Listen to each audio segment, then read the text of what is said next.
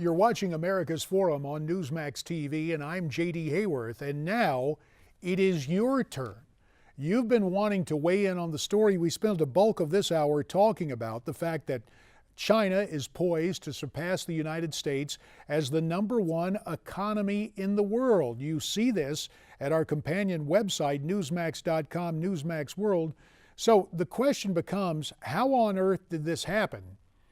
And what can the United States do to maintain economic precedence over the Chinese? You've been sending in your thoughts, and let's begin with this comment from Facebook, sent in by Ted Scott 4. Let's take advantage of that time when they're #1.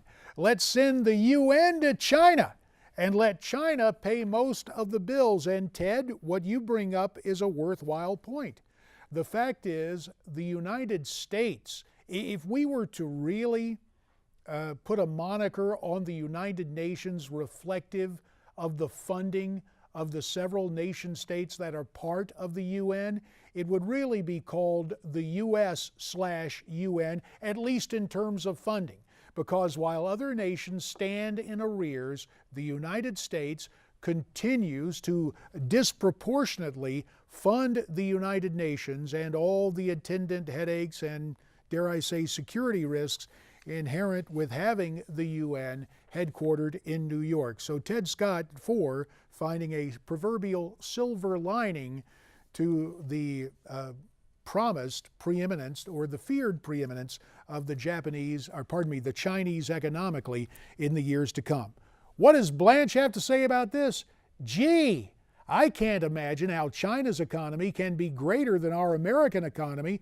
All the American corporations who moved their factories out of America and set up industry in China and did so to collapse China's economy, maybe I got it wrong.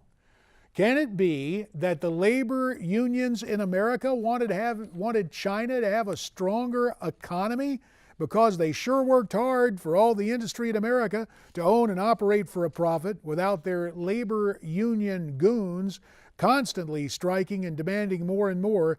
Get rid of all the labor unions in America and bring these jobs back home. An interesting take from Blanche, and as one, I mentioned the name Everett McKinley Dirksen earlier, as a guy who in Congress won the Everett M. Dirksen Right to Work Award. I have my problems with unions, but with all due respect, Blanche, I don't want to eliminate unions. I just want to make sure that people in the United States have the right to join a union and likewise the right not to join a union. That's something to keep in mind, but the problems with China have come because business has flocked there despite the excessive demands. And finally, Asate. Oh yeah, well, we still have the biggest and most expensive military-industrial complex in the world, so take that, China. Hey, not so fast. The Chinese continue their build-up. Now, it's time for another of our American moments, the creation of the Panama Canal.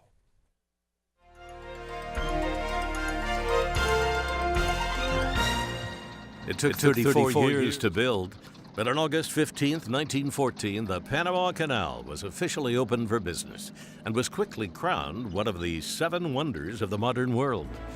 The 51-mile-long and 10-mile-wide canal was originally begun by the French, but abandoned after 9 years and the loss of over 20,000 of their workers from disease-infected jungles.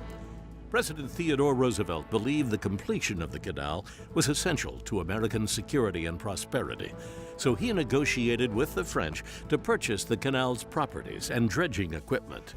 But when negotiations with Colombia over a canal treaty broke down, Roosevelt backed a local bloodless revolution that lasted only a few hours. And on November 3, 1903, the nation of Panama was born. With the opening of the Panama Canal, the Atlantic and Pacific Oceans were joined, reducing a ship's journey from New York to San Francisco by 9,000 miles. Roosevelt's vision made the canal a reality, and the feat helped make America a world power. You're watching An American Moment on Newsmax TV.